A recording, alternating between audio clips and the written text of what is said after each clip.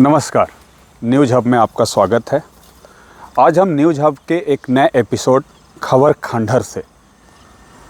खबर खंडहर का मतलब जान ही रहे होंगे आप लोग कि टिकारी में अभी भी जो भी हमारे क्षेत्र में जो खंडहर बन चुका है, एक समय में अपने गौरवशाली अपना भौगोलिक स्थिति दिखाता था और आज वो खंडहर बन चुका है, वो किस स्थिति में है, इस एपिसोड में हम लेके आए हैं। अब इसी एपिसोड के इस पहले एपिसोड में हम पहली बार आए हैं टिकारी राज का एक प्रसिद्ध महल रामेश्वर बाग महल, जो टिकारी पंचानपुर रोड से ठीक सटे बसा है और टिकारी प्रखंड मुख्यालय से महज 6 किलोमीटर की दूरी पे है। हमारे साथ टिकारी राज को इतिहास को जानने वाले, पढ़ने वाले एक सामाजिक कार्यकर्ता सुशील मिश्रा साहिल जी हैं। नमस्कार। और सुशील मिश्रा साहिल जी से और आज हम लोग दोनों इस रामेश्वर बाग के इतिहास को आपके सामने लेके आएंगे।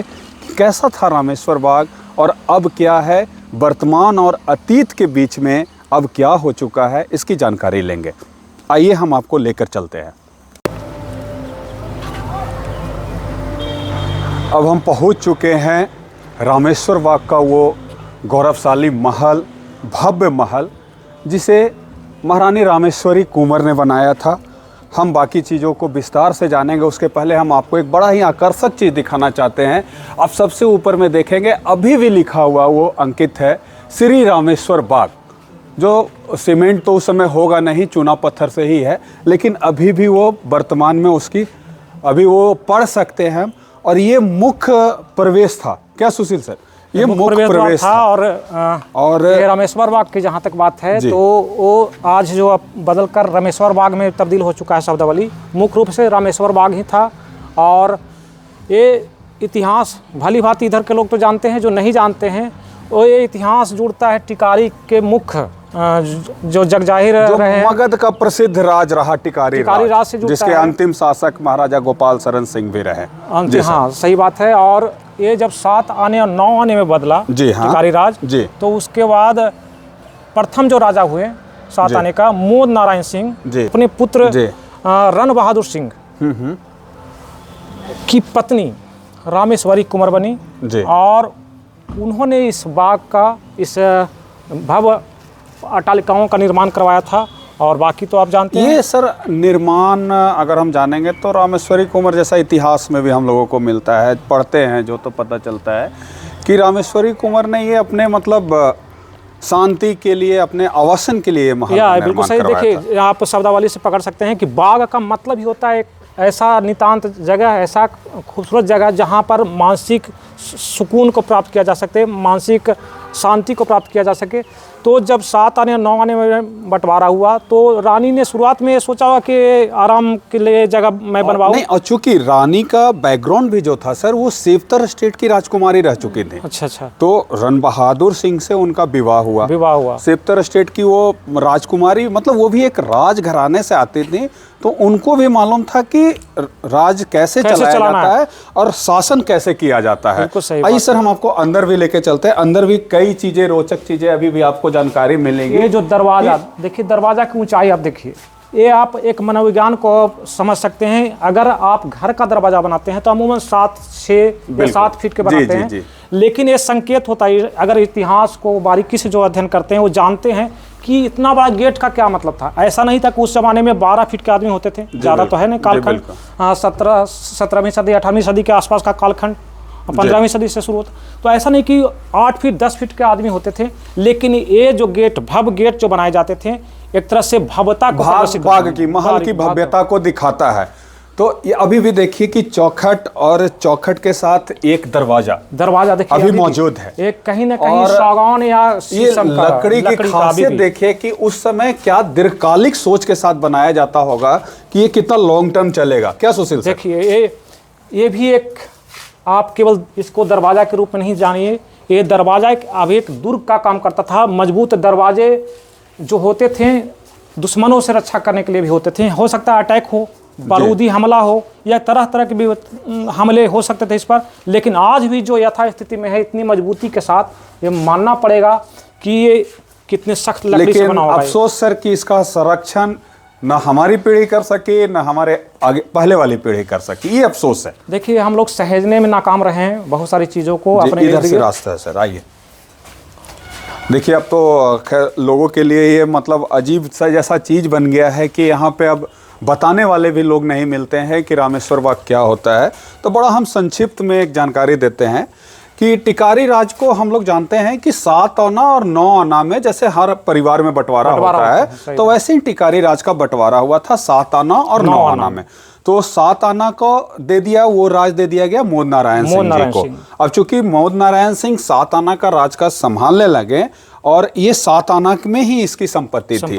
तो एक और उसमें रोचक जानकारी हम आपको और जोड़ेंगे सर कि रामेश्वर बाग से टिकारी राज लंबी सुरंग थी। ये 6 किलोमीटर की, जिससे कि टिकारी राज के माननीय लोग, विशेष आमंत्रित लोग या महिलाएं अपना सुरक्षित उस रास्ते से आ सके। और कभी कभी वो दूसरी की आप 1857 में सिपाही विद्रोह हुआ। हाँ, तो उस समय भी मोद नारायण सिंह के बेटे का कार्यकाल रहा टिकारी राज में, रण बहादुर सिंह जी का मौजूद। और चूंकि रण बहादुर सिंह जी के पत्नी रामेश्वरी कुंवर हुई, तो सोचिए सिपाही विद्रोह के बाद 1890 में इस बाग का निर्माण शुरू हुआ। देखिए हम लोग बात कर रहे हैं बाग, चूंकि ये प्रचलित है बाग। हाँ, तो बाग जो है, और अभी जो हम लोग मौजूद है जिस जगह पर, यह अट्टालिका है, महल है। महल की भव्यता आज भी बची हुई है यहाँ पर, आप देख सकते हैं। देखिए सर, मतलब अंदर आते ही अगर इसको जीर्णोद्धार कर दिया जाए या सरकार के द्वारा संरक्षित कर दिया जाए तो आज ये अपनी भव्यता को वापस तो नहीं ला सकता है, लेकिन अपनी भव्यता को बना सकता है और ये बता सकता है कि हमारा क्या इतिहास रहा है। सिन्हा जी देखिए, इतिहास जो है आकर्षित करता है, वो चीज़ जो मौजूद नहीं है जी, हमेशा मनुष्य को आकर्षित करता है। तो भव्यताएं जो खंडहर होते हैं मनुष्य को आकर्षित करते हैं, और वो मनुष्य भी चाहता है कि यथा स्थिति में, पुराने स्थिति में वो बना रहे। हाँ, वो राजा तो नहीं मिलेंगे, वो रानी तो नहीं मिलेगी, वे जो चारों तरफ का आभा मंडल है वो तो नहीं मिलेगा, लेकिन इनकी स्मृति में अपने शानो शौक को जानने के लिए हम लोग इसका सहारा लेते हैं, इतिहास का सहारा लेते हैं। और हमारा ये सौभाग्य रहा है कि टिकारी एस्टेट और यहाँ पर जो मौजूद है हम लोग, एक टिकारी एस्टेट का हिस्सा रहा है भी रामेश्वर बाग, और तो इसकी भव्यता और जो भी मतलब अगर इतिहास को आप पढ़िएगा तो एक चीज मिलेगा, दुल्हन साहिबा। दुल्हन साहिबा, हाँ, तो दुल्हन साहिबा का नाम आता है कि रामेश्वर बाग मतलब दुल्हन साहिबा। तो हम अपने दर्शकों को ये भी बता दें कि कहीं पे कंफ्यूजन ना रहे, रामेश्वरी कुंवर को ही यहाँ की प्रजा प्यार से उनको दुल्हन साहिबा बुलाते थे। और चूंकि इस राज्य में आ गई रामेश्वर बाग का उन्होंने निर्माण किया, और इसके चारों ओर सर कई एकड़ जमीन पर बहुत सारे फूल के बागीचे, आकर्षक पेड़ पौधे के, सुगंधित पेड़ पौधों के बागीचे भी यहाँ पे थे। और दूसरा एक पंचदेव मंदिर भी यहाँ पे निर्माण कराया गया था। आप भी देखे होंगे रामेश्वर बाग मंदिर, जहाँ पे अभी वर्तमान में शादी वगैरह कुछ कुछ होती हैं, कुछ चहलकदमियाँ रहती हैं। और इस महल का मंदिर से ही बड़ा मतलब अलग एक रिश्ता था और जुड़ाव था। और दूसरा कि इसका बड़ा भौगोलिक स्थिति भी देखिएगा, तो टिकारी पंचानपुर का मुख्य मार्ग है, सही बात है, मुख्य मार्ग से ठीक सटा। सही बात। तो सोचिए इस मार्ग से आने जाने वाले लोग भी कितना आकर्षित होते होंगे। बिल्कुल सही बात है। और जो आप अभी बोले नामकरण जो किए दुल्हन साहिबा, तो ये मात्र नाम नहीं है, प्रजा में किसी की ख्याति को प्रदर्शित के लिए नाम का सहारा लिया जाता है। चूंकि दुल्हन साहिबा खुद एक राजसी खानदान से आई थी, बिल्कुल सही, उनको भी मालूम था, लेकिन प्रजा के नज़र में दुल्हन साहिबा का जो उपाधि है बहुत बड़ी है। इसका मतलब है कि बहुत ही सॉफ्ट रही होगी और निश्चित तौर पर वो प्रजा की हितैषी रही होगी। और धीरे धीरे एक और जानकारी, जैसे अब हम तो आगे बढ़ रहे हैं और इसकी नक्काशियाँ आप देखिए, अब तो नक्काशियाँ कंप्यूटराइज हो चुकी है, कंप्यूटर को डालें, AI बेस्ड हो गए हैं हम लोग। लेकिन अब इसकी नक्काशी देखिए, ना उस समय AI, ना कंप्यूटर, ना कुछ, सिर्फ और सिर्फ मनुष्य का दिमाग, कलाकार का दिमाग। ये कलाकारियाँ कि हर एक जैसा आज भी अगर हम ऐसा बनाना चाहते हैं, लेकिन वो बनता नहीं।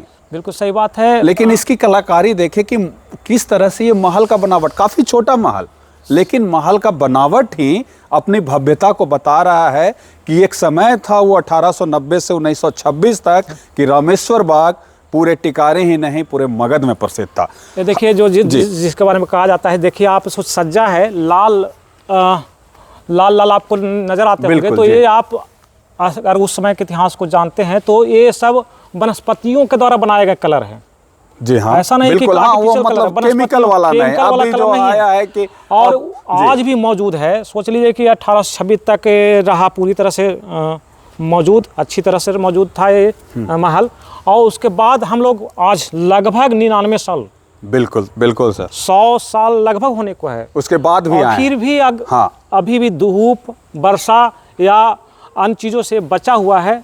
तो समझ लीजिए कि वो प्राकृतिक वनस्पति कितना ऐसा ज़्यादा नहीं लगता है सर कि मतलब कहीं ना कहीं ये अफसोस की बातें हैं कि टिकारी के लोगों ने इस चीज़ को सहेज कर नहीं रखा। देखिए, जहाँ हम एक उदाहरण देंगे आपको छोटा सा, राजस्थान गवर्नमेंट का। हाँ। कि वहाँ पे अगर आप जाइए तो जो भी ऐसी ऐतिहासिक इमारतें हैं उसका संरक्षण किया गया, भले ही उस राजा के वंशजों के द्वारा, लेकिन सरकार उसको रेगुलेट की। सही बात है। तो हमारे बिहार में, अब बिहार में खास करके मगध में अगर हम लोग कहीं बाहर जाते हैं तो इस नाम से भी हम लोगों का संबोधन होता है कि टिकारी महाराज आ गए।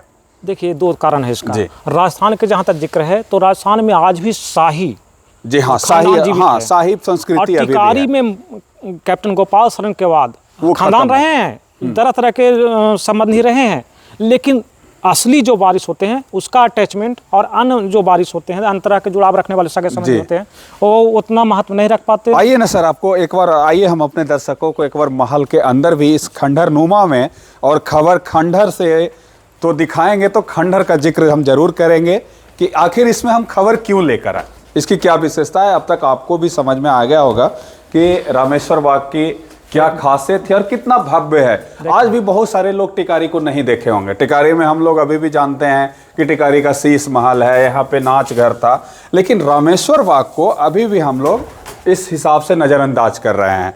तो देखिए सर, आइए इधर दिखाते हैं। हम लोग बोल सकते हैं कि इंग्लिश में अगर हम लोग बोलते थे कि ये ड्राइंग रूम है, तो निश्चित तौर पे ये आगंतुकों का कक्ष होगा कि कोई भी आगंतुक आ रहे हैं तो इधर ही रुक जाएं। इसकी भी नक्काशी देखिए। खैर, जो भी सामान था, अगर हम 100 वर्ष के बाद यहाँ पे पहुँच रहे हैं तो इतना भी उम्मीद नहीं था कि इतने सारे सामान होंगे।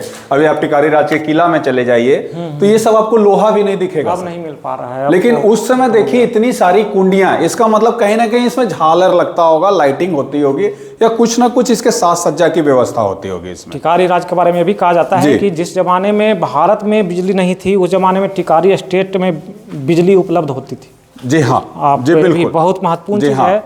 और इसकी मौजूदगी सोच लीजिए कि कितनी आगे थी भारत में उस समय। 1857 के क्रांति के आसपास से शुरू होकर 1926 तक ये कायम रहा है, और उसके बाद भी कायम रहा है। ऐसा नहीं, आज़ादी के आसपास ये पूर्ण अवस्था को प्राप्त था, लेकिन ध्यान नहीं देने के कारण। देखिए, छोटी सी कलाकारी से क्या कलाकारी है, कहीं पे भी नहीं लग रहा है कि ये हाथ से बनाया हुआ है। ऐसा लग रहा है कि लाके कोई कंप्यूटराइज चिपका दिया गया। सही बात है, बिल्कुल। और वो भी 100 वर्षों पहले का, 1890 का, 100 वर्ष से भी अधिक बारीक का। नक्काशी यहाँ पर मौजूद अभी भी है पूरी तरह से।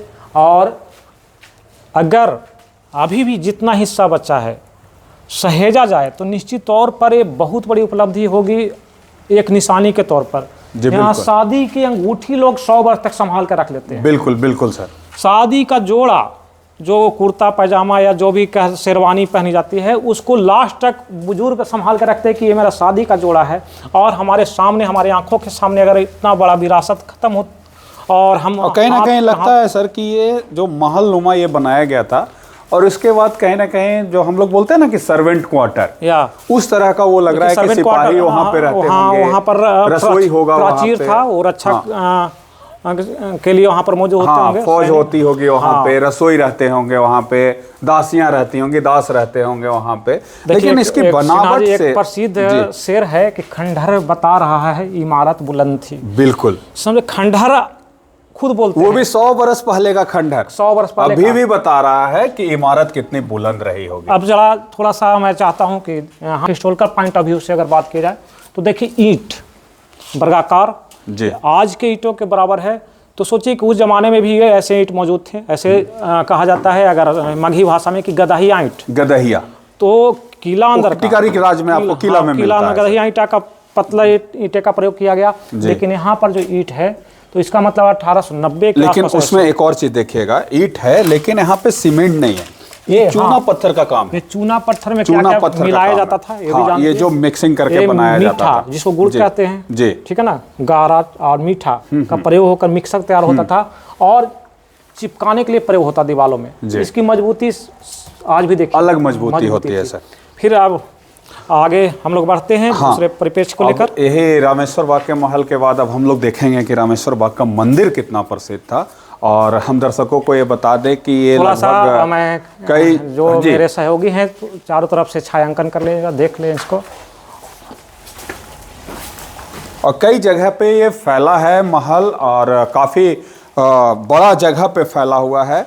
हम गुजारिश करेंगे, हम लोगों से ये मांग भी करेंगे कि इसको संरक्षित करने का उपाय किया जाए ताकि एक पर्यटन का क्षेत्र यहाँ पे बन सके, विकसित हो सके। देखिए एक चीज़ और मौजूद है, चारों तरफ मौजूद है, हम लोग इस पर ध्यान नहीं दे रहे थे। ये देखिए, ये खिड़की का बड़ा प्रारूप रहा है जी, और इससे भी बड़ा प्रारूप आप सुने होंगे झरोखा। झरोखा, बिल्कुल, जहाँ पर राजा या रानी जनता को अपना दर्शन दिया करते थे। हाँ, ठीक तो है ना? इधर से भी देख हाँ, सकती हाँ। होंगी, ये कर और सकती होंगी।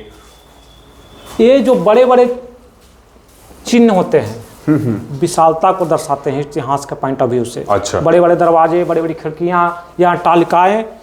राजा वास्तव में राजा शरीर से नहीं होता, जी। अपनी सोच से होता अपनी है। सोच से और होता है। अपनी सोच को वो कहाँ डालते थे, तो ये और काफी प्रसिद्ध रहे सर यहाँ की जो महारानी, इसके जो निर्माण करने वाली महारानी थी, काफी टिकारी राज में भी प्रसिद्ध रहे। ये भी थोड़ा सा प्रसंग में लाइए कि ये क्यों, किसकी मेमोरी पर ये बनाया गया। और अगर जी बिल्कुल, जैसा हम लोग जानते हैं हाँ, कि रण बहादुर सिंह जी, उनकी मृत्यु के बाद ही रानी अब चूंकि विधवा हो चुकी थी और राजपाट से वो अलग हटके एकांतवास चाहती थी, शांत वातावरण में रहना चाहती थी, तो उन्होंने इस महल को तैयार करवाया। लेकिन ये भी ध्यान देने वाली बात है कि यहाँ से ही 1890 के बाद यहाँ से भी सात आने का संचालन होता रहा। यानी कि पंचानपुर के इस रामेश्वर बाग से लगभग टिकारी के साथ आने का जो हिस्सा रहा इर्द गिर्द का संचालन यहाँ से होता रहा। हिस्टोरिकल रिकॉर्ड्स के अनुसार कि 1926 तक ये होता रहा, संचालित था रामेश्वर बाग, एक्टिव था। मतलब 36 सालों तक मतलब लगभग हाँ 36 सालों तक ये एक्टिव रहा